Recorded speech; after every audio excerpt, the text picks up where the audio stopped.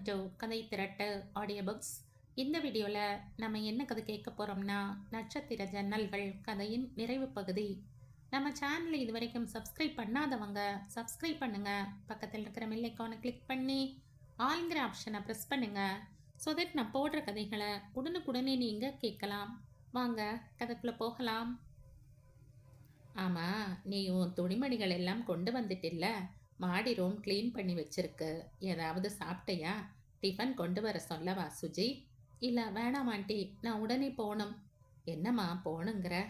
அது இல்லை ஆண்டி, அம்மா அப்பாவை பார்த்து 7-8 மாசமாச்சு. சித்தி பொண்ணுக்கு கல்யாணம் வேற.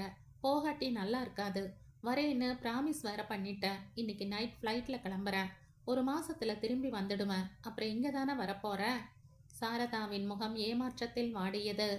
அப்புறம் ஆண்டி, ஆகாஷை கவனிச்சுக்க ஒரு மேல் சர்வன் போட்டுக்க வேண்டியது தானே? ஆள் கிடைக்கலன்னா நான் வேணா ஒரு பையனை அனுப்புறேன். 1000 ரூபாய் கிட்ட கேட்பான். ஆனால் பெட் பேன் வைக்கிறதுல இருந்து எல்லாம் பக்காவா பண்ணிடுவான். இப்போ யார் பெட் பேன் வைக்கிறாங்க? அவளா? அது மட்டும் அவங்க அப்பா தான். அப்போ ஆள் அனுப்பவா வேணாமா? வச்சா நல்லா தான் இருக்கும். ஆனால் வீடு இப்போ இருக்கிற நிலையில் பணத்தை பார்த்து பார்த்து செலவழிக்க வேண்டி இருக்கு. இது வரைக்கும் ஆகாஷுக்கே 15 லட்சம் செலவு பண்ணியாச்சு. எனக்கு 2.5. சுஜாதா விழி விரித்த திகைப்பை காட்டினாள். பிஸ்னஸ் வேற டல் அடிக்குது. வசூல் ஆகாமல் நிற்கிற பணமே நிறைய இருக்கு.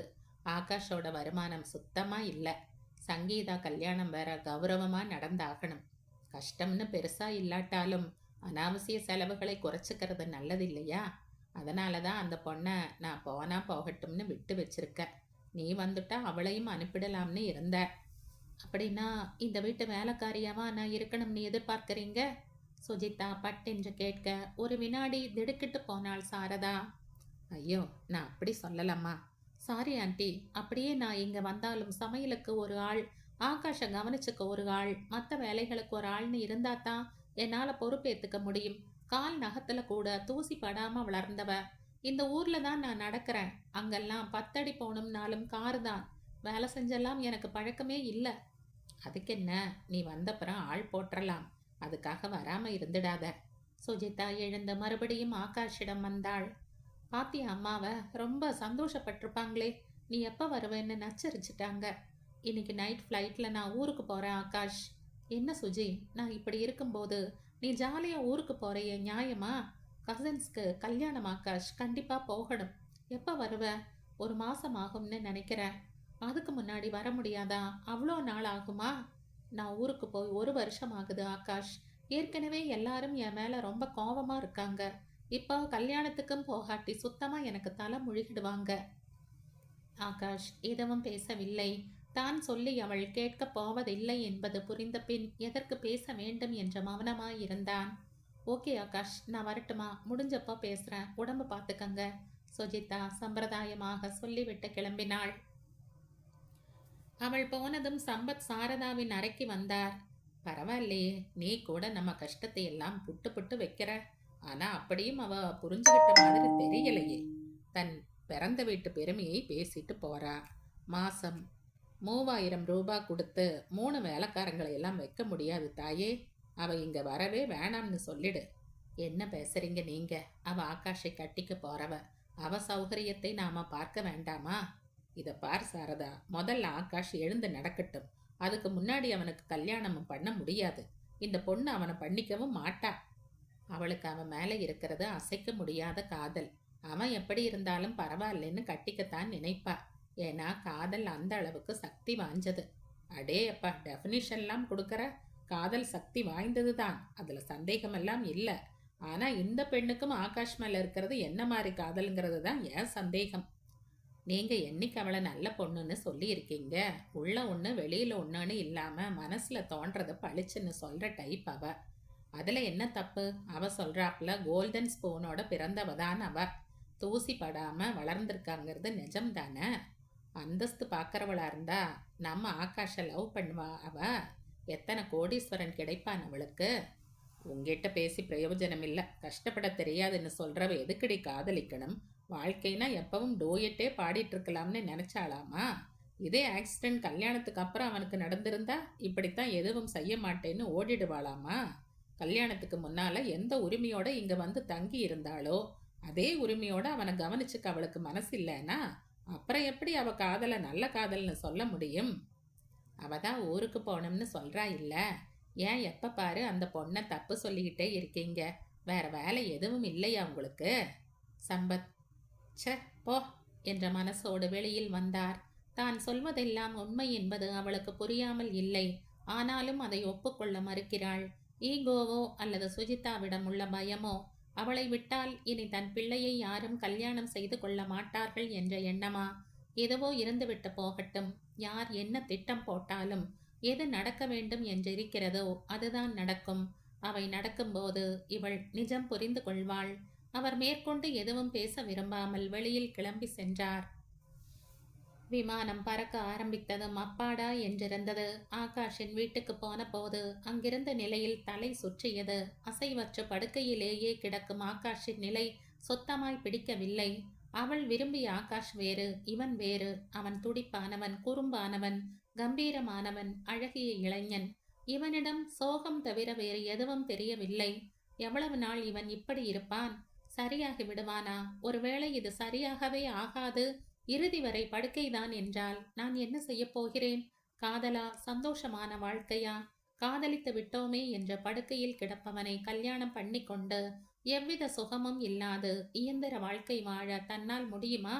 தியாகி, உத்தமி என்ற பட்டங்கள் வேண்டுமானால் கிடைக்கலாமே தவிர வேறு என்ன சந்தோஷம் அதில் எதிர்பார்க்க முடியும்? குழம்பியது அவளுக்கு. அப்படி ஒரு குழப்பத்தோடுதான் மும்பைக்கு வந்தாள் அவள். அங்கே அவர்களது மாளிகை விழா கோலம் பூண்டிருந்தது. பூமியில் தான் இருக்கிறோமா அல்லது தேவலோகத்திலா என்ற சந்தேகம் ஏற்பட்டது. அந்த அளவுக்கு அலங்கரிக்கப்பட்டிருந்தது வீடு. எல்லோரும் சந்தோஷமாக இருந்தார்கள். பணத்திலும் செழிப்பிலும் வசதிகளிலும் நீச்சல் அடித்து கொண்டிருந்தார்கள். தான் மட்டும் ஏதோ ஒரு தீவில் இத்தனை நாள் கஷ்டப்பட்டு விட்டார் போல் தோன்றியது சுஜிதாவுக்கு. ஏன் அப்படி தோன்றுகிறது என்று தெரியவில்லை. சித்தியின் பெண் தேவதை மாதிரி இருந்தாள். அவளுக்கு கணவனாக போகிறவன் இளம் சினிமா டைரக்டராம். அவனே சினிமா ஹீரோ போல அழகாக இருந்தான். கண்களில் குறும்பு மின்னியது. அவன் தன் வருங்கால மனைவியை ஓரக்கண்ணால் கண்கள் சிரிக்க பார்த்த போதெல்லாம் சுஜிதாவுக்கு என்னமோ செய்தது. தான் எதையோ இழந்து விட்டார் போல் தோன்றியது. அவன் படா பணக்காரன் என்று சொன்னார்கள். பணமும் பணமும் ஒன்று சேரும் கோலாகலம் அந்த வீட்டின் மூலை முடுக்கெல்லாம் தெரிந்தது. அம்மா அவளிடம் ஆதங்கமாய் பேசினாள். நீ எப்படி இருக்க தெரியுமாடி? உன்னை நீயே கண்ணாடியில பாத்துக்கிறையா இல்லையா? வெயில்ல வீசி போட்ட ஆப்பிள் மாதிரி சுருங்கி வெதும்பி போயிட்டியே. என்னடி ஆச்சு உனக்கு? ஊர் விட்டு ஊர் போய் படிக்க வேணாம்னா கேட்டையா?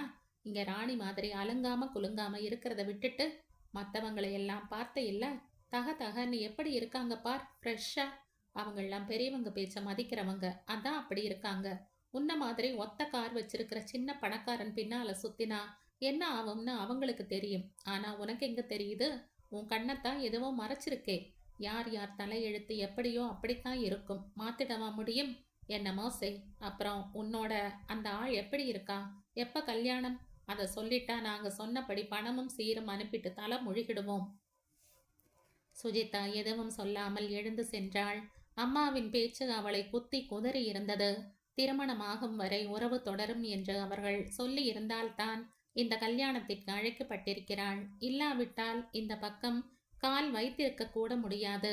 ஆகாஷ் நன்றாக இருந்த வரையில் எதுவும் தெரியவில்லை அவளுக்கு.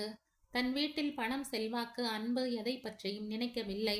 காதல் கண்ணை மறைத்துத்தான் இருந்தது. இப்போது அவனும் படுக்கையில் என்றான பிறகு பிறந்த வீட்டிலும் ஒதுக்கப்பட்டு காதலிலும் பிடிப்பிழந்து போய் அனாதையாகி விடுவோமோ என்ற பயம் ஏற்பட்டது. எல்லோரும் நன்றாயிருக்க ஏன் நான் மட்டும் கஷ்டப்பட வேண்டும் என்று தோன்றியது. எல்லாமாய் சேர்ந்து அழுகை வர அவள் தனிமையை விரும்பி தன் அறைக்கு ஓடினாள். அவள் சென்ற அடுத்த நிமிடம் அப்பா உள்ளே வந்த அம்மாவை முறைத்து பார்த்தார். இப்படியா பேசுவ அவகிட்ட? பின்ன எப்படி பேச? அவளை இப்ப நொந்து போய் வந்திருக்கா தெரியுமில்ல? அந்த பையனுக்கு ஆக்சிடென்ட் ஆகி முதுகெலும்புல அடி. இனி எழுந்து நடக்கிறது கஷ்டம்னு எல்லா டாக்டர்ஸும் கை விட்டுட்டாங்க.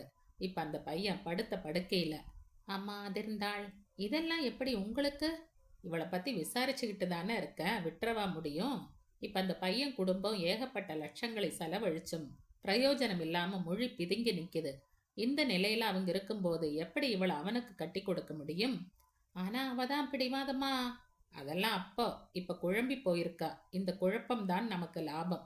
இந்த நேரத்துல நாம பேசுற விதமா பேசினா நிச்சயம் அவ மனசு மாறும். இந்த நேரத்துல இங்க வந்து மத்தவங்க சந்தோஷத்தையும் எல்லாரும் நல்லா இருக்காங்கன்னு கண்கூடா பார்த்தாலே அவ மனசு தான் எவ்வளோ மோசமான வாழ்க்கையை தேர்ந்தெடுத்திருக்கோம்னு புரிஞ்சுக்கும்.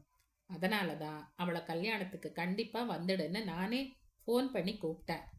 அவளோட அக்கா தங்கைகள் அண்ணன்கள்னு எல்லாரும் எவ்வளோ வசதியா வாழறாங்கன்னு அவ பார்க்க பார்க்க நம்ம வேலை சுலபம் ஆயிடும். அப்போ ஏதோ திட்டத்துல தான் அவளை வரவழைச்சிருக்கீங்கன்னு சொல்லுங்க. போக போக பார். அப்பா சிரித்தார். சங்கீதாவின் திருமணம் எளிமையாய் மிக நெருங்கிய நண்பர்கள் உறவினர்களின் முன்னிலையில் நடந்து முடிந்தது. மெடிக்கல் சர்டிபிகேட் அது இது என்று கெடுபிடி செய்த சாரதாவால் இப்போது எதுவும் செய்ய முடியவில்லை. அன்று குடும்பம் இருந்த நிலை வேறு, இன்று இருக்கும் நிலை வேறு. இன்றைய நிலையில் பெண்ணுக்கு கல்யாணம் ஆனால் போதும் என்றிருந்தது. ஆனால் அது இவ்வளவு எளிமையாக நடக்கும் என்று அவள் நினைக்கவில்லை. அவள் ஏதேதோ கற்பனை செய்து வைத்திருந்தாள். அவைகள் நிறைவேறாமலே போய்விட்டது. சுஜிதாவின் பாரா முகமும் ஒதுங்கலும் அவள் அடிமனதை பிராண்டி கொண்டிருந்தது. ஆகாஷின் உடல்நிலை அதைவிட பிராண்டியது. எப்படி இருந்த தன் குடும்பம் எப்படி ஆகிவிட்டது என்று உள்ளூர உருகினாள். அவள் பகட்டு பந்தா திமிர் கர்வம் எல்லாவற்றிற்கும் பலத்த அடி விழுந்திருந்தது. வலுவிழந்த புயல் மாதிரியாக இருந்தாள். ஓரளவுக்கு எழுந்து நடமாட ஆரம்பித்திருந்தாலும் முன்போல் வேலை செய்ய இயலவில்லை. எனவே திட்டமிட்டபடி சரண்யாவை வீட்டை விட்டு வெளியேற்ற முடியவில்லை. அதே நேரம் அவள் அந்த வீட்டில் சகல உரிமைகளையும் எடுத்துக்கொண்டு விடுவாளோ என்ற பயமும் இருந்தது. அதற்கான தகுதி அவளுக்கு இல்லை என்றே அவள் இன்னமும் நினைத்தாள். அவள் தன் வீட்டின் அத்தனை வேலைகளையும் செய்கிறாள் என்ற இரக்கமெல்லாம் ஏற்படவே இல்லை. 3 வேளை உணவும் தங்க இடமும் கொடுத்திருக்கிறோம், செய்யட்டுமே என்றுதான் நினைத்தாள். சமயம் கிடைத்த போதெல்லாம் வார்த்தைகளை திராவக தூறலாய் தெளிக்கவும் தவறவில்லை. 2 முறை சரண்யா அந்த வார்த்தைகளில் வலி தாங்க முடியாமல் வீட்டை விட்டு கிளம்ப தயாரானாள். சம்பத் சமாதானப்படுத்த இருதலை கொள்ளி எறும்பாய் அவரை பார்த்தாள். சோ நீ போற? வருவேன் மாமா, தினமும் வருவேன். ஆனா தங்க மாட்டேன், சாப்பிட மாட்டேன். வேலைக்கு வரா மாதிரி வருவேன்ற. பின்ன மாமி எனக்கு சம்பளம் தராங்கில்ல. கை நீட்டி சம்பளம் வாங்குறவ ரொம்பவும் உறவு கொண்டாடக்கூடாது. ஒரு நிமிஷம் இரு, தோ வந்துடுறேன். சம்பத் அவளை வாசலிலேயே நிற்க வைத்துவிட்டு சாரதாவிடம் வந்தார். ஆக அந்த பெண்ணை ஒரு வழியா வெளியே அனுப்புறதுன்னு தீர்மானிச்சுட்ட, அப்படித்தானே? நானா போக சொன்னேன்? அவளா கிளம்பினா. போகாதடின்னு காலில் விழுவேனாக்கும். யாரும் யார் கால்லையும் விழ வேணாம். நான் இப்ப வந்தது உன்னை அவ காலில் விழ சொல்ல இல்லை. பின்ன அவ கடனை தீர்த்துட்டு அப்புறம் அவளை வெளியே அனுப்புன்னு சொல்ல. சாரதா புருவம் சுருக்கி பார்த்தாள். என்ன பாக்குற? அவ வேலை செய்யறதுக்கு நான் தான் சம்பளம் கொடுக்கறேனே, அப்புறம் என்ன கடன்? நீ உயிரோட நடமாடுறதுக்கு நான் வாங்கின கடனை அடைக்க வேணாமா? யார்கிட்ட வாங்கினீங்க? சாட்சாத் சரண்யா கிட்ட தான் பணம் வாங்கி இருக்க. சாரதா அதிர்ச்சியோடு நம்ப முடியாமல் அவரை ஏறிட்டு பார்த்தாள். 1 ரூபாய் 2 ரூபாய் இல்ல, 3 லட்சம் கொடுத்திருக்கா. அவ அப்பா சாவுக்கு அவளுக்கு வந்த நஷ்ட ஈடு. அதை திருப்பி கொடுக்காம அவளை வீட்டை விட்டு அனுப்பினா பாவம் மட்டும் சேராது, மோசடி பேர் வழிகள்ங்கிற பட்டமும் கிடைக்கும். பரவாயில்லன்னா அனுப்பு. சாரதா விக்கித்து நின்றாள். இவ்வளவு பணம் இவள் கொடுத்திருக்கிறாளா? இவளிடம் கை நீட்டி பணம் வாங்கும் அளவுக்கு தன் நிலை தாழ்ந்து விட்டதா? உள்ளுக்குள் குமரி குமைந்தாள். சொல்லப்போனா நீ கொடுக்கறது சம்பளம் இல்ல, வட்டி. வட்டிக்கும் கூட காணாது. சம்பளம் கொடுக்கறாளாம், சம்பளம். பணக்கார திமிர் இன்னும் கூட குறையிலடி உனக்கு. சம்பத் வெளியில் வந்தார். சரண்யா விழியோரம் நீர்த்துளிகளோடு ஆதங்கம் பரவிய முகத்துடன் மாமாவை பார்த்தாள். நல்லா நாக்க பிடுங்கிக்கிற மாதிரி கேட்டுட்டு வந்துட்ட. இதை விட நீங்க என்ன கொன்னு இருக்கலாம் மாமா. அவர் அடிபட்டார் போல அவளை பார்த்தார். பணம் கொடுத்துட்டா நான் பெரிய ஆள் ஆயிடுவனா? இல்ல கடன் தான் தீர்ந்துடுமா? நீ சும்மா இரு சரண். இல்ல மாமா, நீங்க அப்படி பேசி இருக்க கூடாது. யாரையும் குத்தி காட்டுறதுக்கோ புண்படுத்துறதுக்கோ நாம பிறக்கல. குறுகின வாழ்க்கையில முடிஞ்ச வரை எல்லாரையும் நேசிக்க தெரிஞ்சுக்கணும். இதான் என் பாலிசி. பாவம் மாமி, அவங்கள தலை குனிய வச்சுட்டீங்களே. இனிமே எப்படி நான் சகஜமா வந்து போவேன் இங்க? வர வேண்டாம். மாமியின் குரல் பின்னால் ஆக்ரோஷமாக கேட்க பதறி போய் திரும்பினாள். எவ்வளவு கொடுத்த நீ? 3 லட்சமா? இந்தா, இதுல 4 லட்சத்துக்கு சமமான பொருள் இருக்கு. நகை, FD, என் பேர்ல இருக்கிற நிலங்கள். எல்லாம் 4 லட்சம் தேரும், எடுத்துக்கிட்டு போயிடு. மாமி, நான் பேசாத, போயிடு. இனிமே இங்க வர வேணாம். நீ உதவி செய்யாட்டா நாங்க ஒன்றும் செத்துட மாட்டோம். காசை விட்டு எறிஞ்சா 1000 பேர். இன்னும் 10-20 நாள்ல என் மருமக வந்துடுவா. அவ வந்துட்டா அவ கவனிச்சுப்பா ஆகாஷ, உன்னை விட நல்லாவே. சம்பத் திகைத்து நிற்க சரண்யா பரிதாபமாக அவரை பார்த்தாள். வாங்க உள்ள. சாரதா அவரை இழுத்து கொண்டு வாசல் கதவை சாத்தியபடி விறுவிறுவென்று உள்ளே போனாள். கையில் இருந்த பொருட்கள் கனக்க என்ன செய்வதென்று புரியாமல் தடுமாறி நின்றாள் சரண்யா. திடுதிப்பென்ற வீட்டை விட்டு அனுப்பினால் எங்கே செல்வது, எங்கு தங்குவது? சற்று நேரத்தில் மீண்டும் கதவு திறந்தது. சம்பத் அவளுடைய துணிமணிகள் அடங்கிய சூட்கேஸோடு வெளிப்பட்டார். தப்பு என் பேர்ல தான் சரண், அவசரப்பட்டுட்டேன். ஆனா அவ உடம்பு இப்ப இருக்கிற நிலையில ரொம்ப முரட்டுத்தனமா பேசவும் முடியல. கொஞ்சம் விட்டு பிடிப்போம். அவளே உன்னை இந்த வீட்டுக்கு கூப்பிடுவா பார். அதுவரை சங்கீதா வீட்டில் போய் இருந்துக்க. நான் ஃபோன் பண்ணி சொல்லிடுறேன். இதையெல்லாம் எப்படி மாமா? மாமி தான் அவசரப்பட்டு கொடுக்குறாங்கன்னா அதுக்காக நானும் இதையெல்லாம் எடுத்துட்டு போயிட முடியுமா? அவங்களுக்கு தெரியாம இதை உங்க ரூம்ல கொண்டு வைங்க. சரண்யா வற்புறுத்தி அவற்றை அவரிடம் கொடுத்துவிட்டு வெளியில் வந்தாள். சித்தி பெண்ணின் திருமணம் கன ஜோராக நடந்தது. கோடீஸ்வரன் வீட்டு திருமணம் என்பது ஒவ்வொரு மூலை முடுக்கிலும் தெரிந்தது. பணம் பாதாளம் வரை பாய்ந்திருந்தது. உலக அளவில் பணக்காரர்கள் விலை உயர்ந்த கார்களில் சர் சர் என்று வந்திறங்கி தங்கமும் வைரமுமாய் லட்சக்கணக்கில் பரிசுகள் வழங்கிவிட்டு செல்ல பிரமித்து போனாள் சுஜிதா. அவள் குடும்பத்து செல்வமும் செல்வாக்கும் அவளுக்கு தெரியாததல்ல என்றாலும் காதல் என்ற பெயரில் தான் ஒரு தனி தீவில் சேர்ந்து விட்டதால் எல்லாமே பிரமிப்பாய் இருந்தது அவளுக்கு. விதவிதமான உடைகளில் நவநாகரீகமாய் வந்து வாழ்த்திய திரை உலக பிரமுகர்களும் நடிகைகளும் மேல்மட்ட நாகரீக மனிதர்களின் கூட்டமும் அவளை பார்த்து சிரிப்பது போல் தோன்றியது. இதுதான் சொர்க்கம், காதல் என்ற பெயரில் நீ சேரப்போகும் இடம் நரகம் என்று சொல்லாமல் சொல்வது போல் இருந்தது. ஹலோ! பின்னால் ஒரு கரகரப்பான குரல் கேட்க திரும்பினாள். 6 அடி உயரத்திற்கு கன கம்பீரமான இளைஞன் ஒருவன் புன்னகையோடு நின்றிருந்தான். I am Sandeep. Vishwa online கேள்விப்பட்டிருப்பீங்களே, கம்ப்யூட்டர் சாஃப்ட்வேர் நிறுவனம். அதன் ஆர்கனைசர் அண்ட் மேனேஜிங் டைரக்டர் நான் தான். ஓ! சுஜிதா விழி விரித்து அவனை பார்த்தாள். இவ்வளவு அழகான கம்பீரமான ஆணை இதுவரை அவள் பார்த்ததில்லை. பணத்தால் ஏற்பட்ட மிடுக்கா, அல்லது இந்த மிடுக்கினால் இவ்வளவு பணமா? எவ்வளவுதான் கட்டுப்படுத்தி கொண்டாலும் கண்கள் அலை பாய்ந்தது. You look very beautiful miss Sujitha. இதை சொல்லத்தான் என்னை அறிமுகப்படுத்தி கொண்டேன். எதையும் வெளிப்படையாக சொல்லிவிடுவது என் சுபாவம். அவன் புன்னகையோடு நகர சுஜிதா திகைப்போடு அவனையே பார்த்தாள். அவன் சென்ற இடமெல்லாம் கண்கள் பின் தொடர்ந்தது. இவ்வளவு அழகான ஆண் பாராட்டும் அளவுக்கு அவ்வளவு அழகாகவா இருக்கிறேன் நான்? வியந்தபடி ஆளுயர கண்ணாடியில் திரும்பி திரும்பி தன்னைத்தானே பார்த்து கொண்டாள். அவன் சொல்லிவிட்டதாலேயே அடுத்த வேளைக்கான உடையை இன்னும் நேர்த்தியாய் அணிந்து இன்னும் அழகாய் தன்னை அலங்கரித்து கொண்டு நடமாடினாள். அவன் பார்வைக்காகவும் பாராட்டுக்காகவும் தவித்தாள். ஏதோ ஒரு புது லோகத்தில் பறப்பது போல் இருந்தது. எல்லாமே புதுசாய் தெரிந்தது. சந்தீப் அவ்வப்போது மின்னலாய் தென்படுவான். அவளிடம் தணிந்த குரலில் ஏதாவது சொல்லிவிட்டு போனான். புலங்காகிதமடைந்தாள் அவள். கம்பீரமான அழகான கோடீஸ்வரனான ஒரு ஆண் தன்னை கவனிக்கிறான் என்ற உணர்வு ரத்தம் முழுக்க பரவி ஒருவித பரவசத்தை ஏற்படுத்தியது.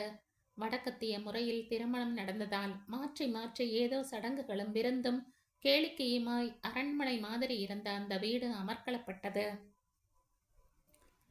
சென்னை. ஆகாஷ், சாரதா, சம்பத் எல்லாவற்றையும் மறந்து அந்த ஆடம்பர சூழ்நிலை கொடுத்த சந்தோஷத்தில் ஆழ்ந்து போனாள். என்னம்மா, ரொம்ப சந்தோஷமா இருக்க போல இருக்கு? அப்பா கிட்டே வந்து கேட்டார். ஆ, ரொம்ப, அவள் இயல்பாக சொன்னாள். தெரியுது, எல்லா சந்தோஷத்தையும் முடிஞ்ச வரை அனுபவிச்சுக்க. நாளைக்கு கல்யாணம்னு ஆகி அந்த சின்ன வீட்டில் அடைஞ்சிட்டேன்னா இப்படியெல்லாம் சந்தோஷமா இருக்க முடியாதுல்ல? சுஜிதாவின் முகம் சுருங்கியது.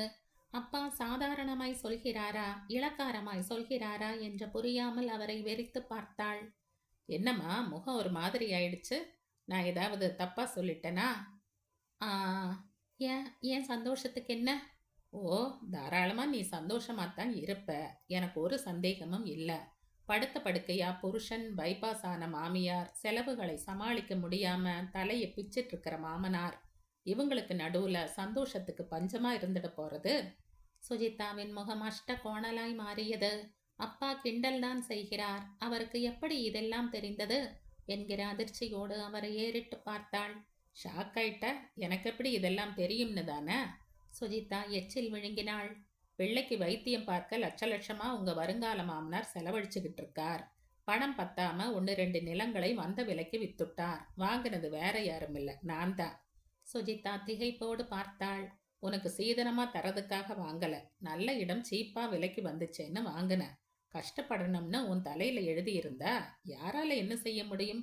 ஏதோ இங்க இருக்கிற வரை சந்தோஷமா இரு, ஹை கிளாஸ் சாப்பாடு சாப்பிட்டு நல்ல நல்ல ட்ரெஸ் போட்டு அனுபவி. அங்க போயிட்டா நர்ஸ் ட்ரெஸ் தான் போடணும் இல்ல, வேலைக்காரி ட்ரெஸ். அப்பா நிறுத்த சுஜிதாவின் முகம் பேய் அரைந்தாற் போல் ஆயிற்று. அப்பா தொடர்ந்தார். நான் கவனிச்ச சுஜி, அந்த சந்தீப்பை பார்க்கும்போது உன் முகம் பிரகாசம் ஆறதையும் அவன் பின்னால உன் கண்கள் அலை பாயறதையும் கவனிச்ச. இன்னொன்னு சொல்லவா, அவன்தான் நாங்க உனக்கு பார்த்த மாப்பிள்ளை. இவனைத்தான் நீ வேண்டாம்னு உதறிட்டு ஆகாஷ் பின்னால போன. ஸ்தம்பித்து போனாள் சுஜிதா. இப்பவும் ஒன்னும் கெட்டுடல சுஜி. ஆண்டவன் உனக்கும் சந்தீப்புக்கும் தான் முடிச்சு போட்டு வச்சிருக்கான் போல இருக்கு. அதனாலதான் விபத்துங்கிற பேர்ல ஆகாஷ விலக்கிட்டான். எல்லாத்தையும் கெட்ட கனவா நினைச்சு மறந்துடு, அதான் உனக்கு நல்லது. காதல் எல்லாம் சும்மா ஃபேண்டசி சுஜி. சினிமால தான் அது ஜாலியா காட்டப்படும், நிஜ வாழ்க்கை வேற. கஷ்டம்னு தெரிஞ்சு யாராவது மாட்டிப்பாங்களா? மடத்தனம் இல்லையா அது? உன் மேல எங்களுக்கு இல்லாத பாசமும் அக்கறையும் வேற யாருக்கு இருக்கும் சொல்லு? நாங்க உனக்கு கெடுதல் செய்வோம்னா நினைக்கிற? யோசிச்சு பார் சுஜி, இதுக்கு மேல சொல்ல எதுவும் இல்லை. சந்தீப் எப்படி பார்த்தாலும் ஆகாஷை விட பல மடங்கு உயர்ந்தவன். படிப்பு, பணம், அந்தஸ்து, கம்பீரம், குணம் எதுக்கும் அவங்கிட்ட குறைவில்லை. இன்னும் கொஞ்ச நாள் கூட இங்க இருந்தன்னா உன் மனசு முழுக்க முழுக்க ஆகாஷ் கிட்ட இருந்து விடுபட்டு சந்தீப் கிட்ட சரண்டர் ஆயிடும். நான் சும்மா சொல்லல சுஜி, இது நடக்கிறதா இல்லையான்னு பார். அப்பா நிறுத்த சுஜிதா ஆணி அரைந்தாற் போல நின்றாள். அப்பா சொல்வது போல் நடந்து விடுமா? பசி வயிற்றை கிள்ளியது. ஆகாஷ் பொறுமை இழந்த 4-5 முறை அம்மாவை அழைத்து விட்டான். அதன் பிறகும் 1/2 மணி கழித்துத்தான் சாரதா டிஃபனோடு வந்தாள். என்னம்மா இவ்வளோ நேரம்? எரிச்சலோடு கேட்டான். நான் என்ன செய்யட்டும், ஆளா தேளா முந்தி மாதிரி முடியுமா என்ன? அது சரி, அத்தனை வேலையும் பொறுமையா செஞ்சிட்டு இருந்த சரண்யாவை யார் வெளியில அனுப்ப சொன்னாங்க? நல்ல நாள்லயே உனக்கு வேலைக்காரி கிடைக்கிறது குதிரை கொம்பு. இப்ப இருக்கிற நிலைக்கு எந்த வேலைக்காரி வருவா? ஆரம்பிச்சிட்டியா? இந்த பாரா ஆகாஷ், வேலைக்காரி கிடைக்காட்டி போறா. அதுக்காக நான் ஒன்றும் அவ காலில் விழமாட்டேன். வேணாம், இப்படியே வரைச்சுக்கிட்டு இரு. என்னைக்கு தான் நீ மனுஷங்களை புரிஞ்சுக்க போறியோ? இன்னும் 1 வாரம் தாண்டா, சுஜி வந்துடுவா. அப்புறம் எனக்கு என்ன கஷ்டம்? அவ கவனிச்சுப்பா உன்ன. அம்மா சொல்ல ஆகாஷ் மௌனமானான். சுஜிதாவின் வரவை அவன் மனமும் ஆவலோடு எதிர்பார்ப்பது நிஜம்தான் என்றாலும் இந்த 1 மாதத்தில் 1 முறை கூட அவள் அவனோடு தொலைபேசியில் தொடர்பு கொள்ளவில்லை என்ற உண்மை அவனை உறுத்தியது. அவனுக்காக பணம், அந்தஸ்து, பெற்றோர் அனைத்தையும் ஒதுக்கிவிட்டு வந்தவளுக்கு இப்போது என்னவாயிற்று? ஒருவேளை இனி அவன் எழுந்து நடமாட மாட்டான். இவனால் நமக்கென்ன சந்தோஷம் என்று நினைக்கிறாளா? அல்லது போன இடத்தில் அவளது பெற்றோர் அவளை திரும்பி செல்ல விடாது சிறை வைத்து விட்டார்களா? என்னதான் ஆயிற்று அவளுக்கு என்பதை எப்படி அறிவது? மும்பைக்கு போன் பண்ணி பேசினாள். முன்பொரு முறை அவள் கொடுத்த நம்பர் டைரியில் இருந்தது. தலையணைக்கு அடியில் இருந்த அந்த டைரியை எடுத்து நம்பர் பார்த்து அழுத்தினான். சிறிது நேர முயற்சிக்கு பிறகுதான் லைன் கிடைத்தது. கரகரப்பாக பேசிய ஆண் குரலிடம் சுஜிதா வேண்டுமென்று ஆங்கிலத்தில் பணிவோடு கேட்டான். நீங்கள் யார் என்று அறியலாமா? சென்னையில் இருந்த ஆகாஷ் என்று சொல்லுங்கள். மறுமுனை ஒரு வினாடி மௌனித்தது. பிறகு தொடர்ந்து பேசியது. நான் அவளுடைய அப்பா பேசுகிறேன். நமஸ்தே சார். நமஸ்தே. உங்கூட நான் முதல்ல பேசிடுறேனே. என்ன விஷயம் சார்? உங்க உடம்பு எப்படி இருக்கு ஆகாஷ்? எழுந்து நடக்க ஆரம்பிச்சிட்டீங்களா? இல்ல சார். டாக்டர்ஸ் என்ன சொல்றாங்க? அவங்களும் எல்லா முயற்சியும் செய்துகிட்டு தான் இருக்காங்க. ஆக நீங்க எழுந்து நடப்பீங்களான்னு உங்களுக்கே சந்தேகமா இருக்கு, அப்படித்தானே? அது இல்ல. ப்ளீஸ் மிஸ்டர் ஆகாஷ், நான் அவ தகப்பன். என் கோணத்துல இருந்து இந்த விஷயத்தை பாருங்க. என் உணர்வுகளை புரிஞ்சுப்பீங்க. சுஜிதாவை கொஞ்ச நேரம் உங்க மகளா நினைச்சுக்கங்க. கட்டி கொடுப்பீங்களா? உங்களை மாதிரி படுத்த படுக்கையா இருக்கிறவனுக்கு கட்டி கொடுப்பீங்களா? ஆகாஷ் திகைத்தான். என்ன பதில் சொல்வது இதற்கு என்று அவன் யோசிப்பதற்குள் அவர் தொடர்ந்தார். காதல்னா என்ன ஆகாஷ்? ஒருத்தரை ஒருத்தர் நேசிக்கிறது தானே. சந்தோஷமா இருக்கிறதுக்காகத்தானே கல்யாணம். உண்மைதான் சார். இப்ப சொல்லுங்க, அவளை கல்யாணம் பண்ணிக்கிட்டீங்கன்னா அவ அங்க சந்தோஷமா இருப்பான்னு நினைக்கிறீங்களா? தாலி கட்டக்கூட எழுந்து உட்கார முடியாத நிலையில இருக்கிற அவனை கட்டிக்கிட்டு என் பொண்ணு எப்படி ஆகாஷ் சந்தோஷமா இருப்பா? உங்க காதலுக்கு நான் சம்மதிச்சேன். எப்படியோ பொண்ணு வேண்டா வெறுப்பா ஒத்துக்கிட்டேன். அதுக்கு காரணம் அந்தஸ்துல குறைஞ்சவரா இருந்தாலும் ஆள் நல்லா இருக்கீங்கன்னு தான். இப்ப அதுவும் இல்லாம போயிடுச்சு. உங்களை கெஞ்சி கேட்டுக்கிற ஆகாஷ், என் பொண்ணை தொந்தரவு பண்ணாதீங்க. ஒரு தகப்பனா அவளை நல்ல நிலைமையில பார்க்கணும்னு ஆசைப்படுறேன். அவளை உண்மையா நேசிச்சிங்கன்னா அவ நல்லா இருக்கட்டும்னு விட்டுருங்க. உங்க ட்ரீட்மெண்ட்டுக்காக எவ்வளோ வேணாலும் பணம் அனுப்பி வைக்கிறேன். பதிலுக்கு உடம்பு நல்லா அனுப்புறோம். உங்களுக்கு ஏத்த பொண்ணா பார்த்து கட்டிக்கிட்டு நல்லா இருங்க. வேற ஒண்ணும் இல்லையே, வச்சுடவா? ஆகாஷ் வியர்வையை துடைத்து கொண்டான். துக்கம் தொண்டையை அடைத்தது. ஒரு தகப்பனாக அவர் பேசியதெல்லாம் 100க்கு 100 ஒப்புக்கொள்ள வேண்டிய விஷயம்தான். ஆனால் இதே நிலை அவளுக்கு ஏற்பட்டிருந்தால் தன் அப்பா இப்படி பேசி இருப்பாரா என்று யோசித்தான். அப்பா பேசுவது இருக்கட்டும், தான் அவளை ஒதுக்கி விடுவோமா? நிச்சயம் மாட்டோம் அல்லவா? அதே எண்ணம் தானே அவளுக்கும் இருக்க வேண்டும். சேச்ச, அவளுக்கு நிச்சயம் இருக்கும். இவர் அவள் மீது வைத்திருக்கும் பெற்ற பாசம் அவளை அணை போட்டு தடுத்து நிறுத்தி இருக்கிறது. அதனால் தான் அவள் வரவில்லை. இனி வரவும் மாட்டாள். போகட்டும், எங்கிருந்தாலும் நன்றாக இருக்கட்டும். அவர் சொல்வது போல் அவனால் அவளுக்கு என்ன சந்தோஷம் கிடைத்துவிடும்? கஷ்டப்படுத்தவா கல்யாணம் செய்து கொள்வார்கள்? ஆகாஷ் தன்னை சமாதானப்படுத்திக் கொள்ள முயன்றான். அதையும் மீறி அழுகை வந்தது. ஒரு தலையணையை முகத்தின் மீது வைத்து மறைத்து கொண்டு துக்கம் கரைய அழுதான். ஆகாஷ், அப்பாவின் குரல் கேட்க தலையணையிலேயே கண்ணீரை துடைத்து கொண்டு அதை நகர்த்தி அப்பாவை பார்த்தான். என்னடா தலகாணி முகத்துல வச்சுக்கிட்டு என்றபடி கிட்டே வந்தவர் கலங்கி சிவந்திருந்த அவன் கண்களை பார்த்ததும் பதறினார். என்னடா, அழுதையா என்ன? இல்லையே. என்னடா ஆச்சு? உன் கண்ணு சொல்றதே அழுதேன்னு. எதுக்குடா? அப்பா பரிவோடு கேட்க மீண்டும் கண்கள் உடைந்தது. இப்படி படுக்கு போட்டுடுச்சேன்னு அழறையா? சு, பின்ன சுஜிதாவை பார்க்க முடியலைன்னா ஃபோன் பண்ணி பேசுறது தானே? ஃபோன் பண்ண. என்ன சொன்னா? அவகிட்ட பேசல. பின்ன அவங்க அப்பா தான் பேசினார். ஆகாஷ் தட்டு தடுமாறி அவர் பேசியதை அப்பாவிடம் சொன்னான். அனைத்தையும் கேட்டுவிட்டு அவர் பரிவோடு அவன் கேசத்தை தடவினார். இதை நான் எதிர்பார்த்தது தாண்டா ஆகாஷ். எந்த தகப்பனும் தெரிஞ்சே தன் பெண்ணை கஷ்டத்துல தள்ள மாட்டார். போகட்டும் விடு. இது ஜீரணிக்க கொஞ்சம் கஷ்டமா தான் இருக்கும். உண்மைகள் எப்பவுமே கசப்பாத்தானே இருக்கும். தெரியாதா உனக்கு? அதையும் விட முக்கியமான உண்மை ஒன்று இருக்கு. யாருக்கு யாருன்னு இறைவன் முடிச்சு போடுறானோ அதன்படிதான் இங்க எல்லாமே. நீ விரும்புறதை விட உன்னை விரும்புறவளை ஏத்துக்கிறதாண்டா ஆகாஷ் புத்திசாலித்தனம். இந்த நிலையிலையும் உன்னை கல்யாணம் பண்ணிக்க ஒரு மனசு துடிச்சிட்டு இருக்குன்னு தெரியுமா உனக்கு? அப்பா நிறுத்த ஆகாஷ் திகைப்போடு அவரை பார்த்தான். நம்ப முடியல, ஆனா அதான் உண்மை. யாருப்பா? சரண்யா. ஆகாஷ் அதிர்ந்தான். நம்ப முடியாமல் அவரை பார்த்தான். உன் மனசு சுஜிதா கிட்ட போக போகுதுன்ற ஜோசியம் தெரியாம சரண்யாக்கு நான் நிறைய நம்பிக்கையை கொடுத்து அவ மனசுல காதல் கனலை மூட்டி விட்டுட்டேன்டா ஆகாஷ். அதுக்கப்புறம் சுஜிதாவை பத்தி தெரிஞ்சதும் நானே அணைக்க வேண்டியதா போச்சு. அவ தன் மனசை மாத்திப்பான்னு நினைச்சேன். ஆனா நான் மூட்டி விட்ட நெருப்பு முழுசும் அணையல. நீர் பூத்த நெருப்பாவே இருக்குன்னு சொன்னா நம்புவியா? நீ இம்முன்னு ஒரு வார்த்தை சொல்லுடா, சரண்யா உனக்கு கட்டி வைக்கிற. ஆகாஷ் எவ்வித உணர்ச்சியுமின்றி அவரை பார்த்தான். என்னடா யோசிக்கிற? உங்க அம்மா அவளை வீட்டை விட்டு அனுப்பிட்டாளே, அவ எங்க போனாளோ? நான் எங்க போய் தேடுவேன்னு யோசிக்கிறையா? அவ எங்கேயும் போகல, சங்கீதா வீட்டில தான் இருக்கா. இப்ப சொல்லு, போய் கூட்டிட்டு வர. நீ சப்போர்ட் பண்ணாதான் இந்த விஷயத்துல உங்க அம்மாவை என்னால முழுமையா எதிர்த்து ஜெயிக்க முடியும். அப்பா ப்ளீஸ், நான் குழம்பி போயிருக்க. எதையும் யோசிக்கிற மன நிலையில இல்ல நான். குழம்பினா தாண்டா தெளிய முடியும். கவலைப்படாத, நல்லா யோசிச்சு ஒரு முடிவுக்கு வா. நிஜத்தை புரிஞ்சுகிட்டு நல்ல முடிவா எடு. அப்பா வெளியேற ஆகாஷ் பிரம்மை பிடித்தவன் போல படுத்திருந்தான். சற்று நேரத்தில் அம்மா வந்தாள். நான் கொஞ்சம் கடைக்கு போயிட்டு வரணும். உனக்கு ஏதாவது வேணுமா? போயிட்டு வா. போயிட்டு வர 1 மணி 1:30 மணி ஆகும். உங்க அப்பா இருக்கார், ஏதாவது வேணும்னா அவரை கேளு என்றபடி சாரதா கிளம்பினாள். அவள் அந்த பக்கம் போனதும் இந்த பக்கம் சம்பத் அவசரமாக சங்கீதாவின் வீட்டுக்கு போன் செய்தார்.